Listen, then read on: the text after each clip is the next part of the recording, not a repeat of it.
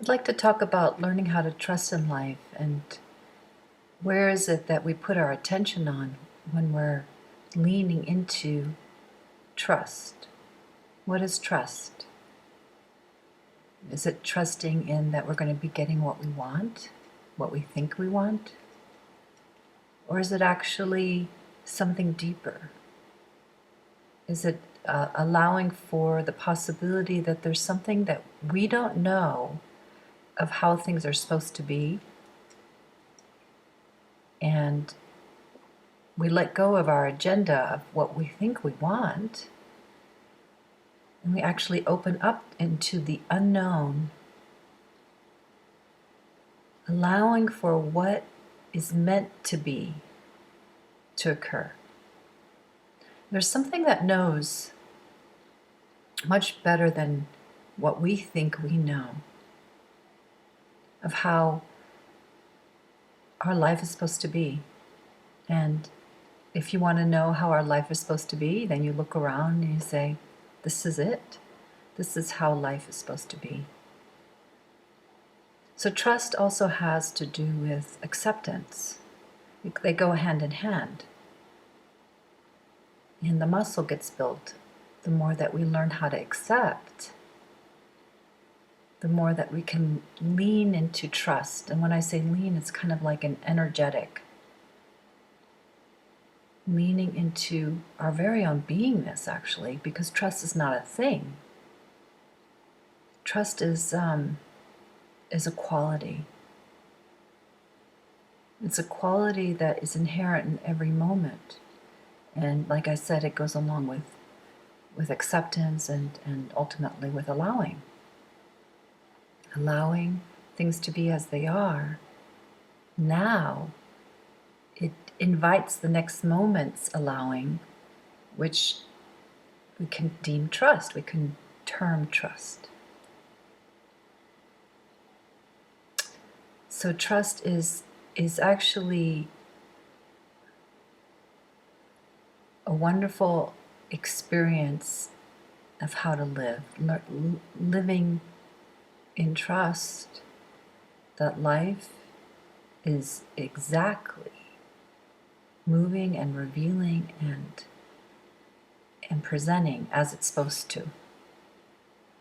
So that means that one's own life and what is occurring gets so surrendered to that this understanding becomes one thing. Your life is what life is wanting. How your life is presenting is exactly what life is, how it's supposed to be. It seems kind of simplistic in a way, but actually it's much more seemingly challenging than it looks, right? How many of us are really in surrender and in trust and in full allowance of how our life is showing up? With illnesses, with financial challenges, with children who may be going through their own issues, and we feel this caring and compassion towards them, our beloved partners, and all around, right? Pets. Having trust in life doesn't mean that things are going to work out the way we want them to. It's a very totally, they have nothing to do with each other, actually. Right? So it's not trust in, which makes it seem like it's a thing. It's more like a verb, trusting. I'm trusting. I'm in trust. Just as a kind of a state of mind. And within that, there's a we give permission. There's like a permission that's given for things to be as they are. And the mind, of course, often wants to go into the future and say, what am I going to be getting here? And it's a very precarious place, right? Just because we're learning to allow and let go and trust and have that gap closed between ourselves and life doesn't mean that things are going to work out in any particular way that we want. No, we have to let go, actually, of what it is that how we think it should look. And we can have our own desires and our own preferences, of course. And it's a prayer. We sing a prayer out when we say, I would like for life to be a certain way, that my children are safe, that I am safe, and that, certain things. It's kind of like an intention that's sent out. But there is no guarantee of anything. And that doesn't mean that there isn't any cause and effect in there even. But there is no ultimate control in the end. So that's kind of the point I'm trying to make here is, in the end, there is no controller. And actually, having an understanding of that, gaining an understanding, like a true, deep awareness that this is the truth, that there is no ultimate controller, is very freeing. Well, there we go. There's no one who's in control. So there's intelligence that's at work.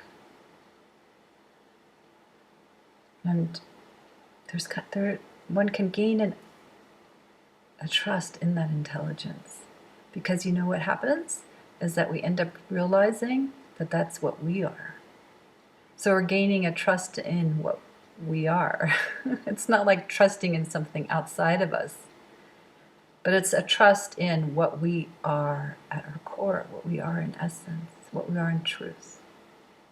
And then we don't want anything other than what's being presented. And sometimes there's that, of course, there's a human part that goes, I want, and I wish. Yeah, okay.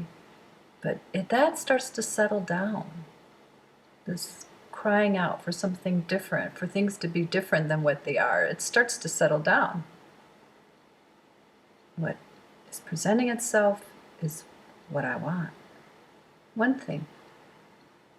And then when that's dropped, the desire to control and want things to be different, when that starts dropping, it's like a whole nother way of living opens up. And what moves forward is actually a deep, not only appreciation and sincere enjoyment for what's presenting, but also like getting into the detail of what's presenting. So like if one is not trying to control life anymore of what is supposed to come or how it is right now, there's this huge floor that just opens up. The bottom drops out because we're not trying to control that bottom. And you fall through, and then suddenly you're like alive and living life as life itself. Suddenly life is so rich and multifaceted and with so much sensation. The phone is ringing. I think it's over.